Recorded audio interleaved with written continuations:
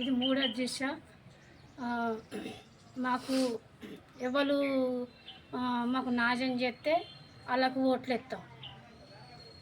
మా గోడ మాకు గులగొట్టాలి, మేము వాళ్ళకు ఓట్లేస్తాం. ఇది ఇది దెబ్బలు తగిలినప్పుడు కులపోళ్ళు వచ్చి ఇట్లా తొంగి చూడలేదు. దెబ్బలు తగిలినాయి అని ఏమైనా చూస్తా ఒక్కడు వచ్చి అడిగిన వాళ్ళు లేడు, చూసిన వాళ్ళు లేడు. ఒక్కడు అడిగిన వాళ్ళు లేడు. మరి వాళ్ళని ఎందుకు కొట్టినా చూస్తా అడిగిన వాళ్ళు లేడు. మరి వాళ్ళని ఏం పని కొట్టినా చూస్తా అడిగిన వాళ్ళు లేరు. కులపోళ్ళు పెద్ద మనుషులు ఉండి మరి ఆమెను ఎందుకు కొట్టిరో, మొగలు లేని దిక్కు కదా, ఎందుకు కొట్టినా చూస్తా అడిగిన లేరు. దానికి మొగలు లేడు కదా, దాన్ని కొడితే ఏం కాదు అని డబ్బు పోసిర్రు. డబ్బు పోస్తే మంచిగా ఉత్సాహం అనేది ఆగిర్రు. ఇక డబ్బు పోసుడుతో ఇక నన్ను ఇచ్చిపెట్టిర్రు. కులపోళ్ళు గట్లా చేసి ఇచ్చిపెడితే ఇంకో వాళ్ళకు చూత న్యాయం, వాళ్ళకు చూత జరుగుతుంది. నాకు జరిగినట్టు వాళ్ళని చూత గట్లనే కొడతారు. మాకైతే కులపోళ్ళు న్యాయం చేయమంటే మేము చేయం, మాకు మీరు చూసుకొని రాని అవతల పడ్డారు. మీరు చూసుకోండి, మాకు అవసరం లేదు అని అన్నారు. అన్నాక మేము పోయిన కులపోల దాంట్లో పోయేటలకు మీరు మళ్ళీ పోలీస్ స్టేషన్లో పోండి, పోలీస్ స్టేషన్లో చూసుకోపోండి అని అన్నారు.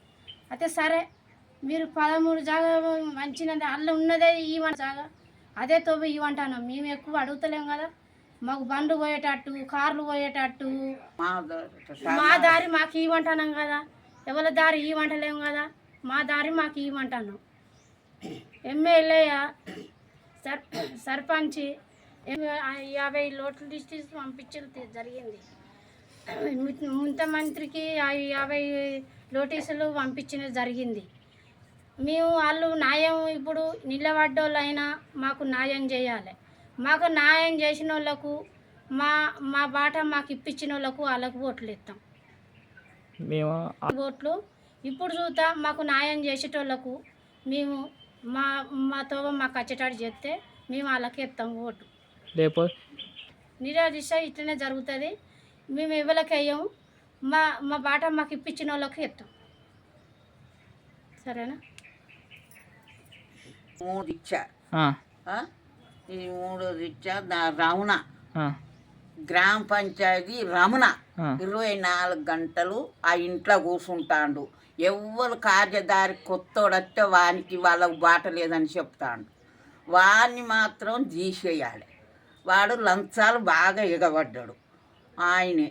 ఇక ఇది మన యమారావు దగ్గరికి పోయినాం, ఆడ 10 నోటీసులు ఇచ్చినాం. పోలీస్ స్టేషన్కి పోయినాం.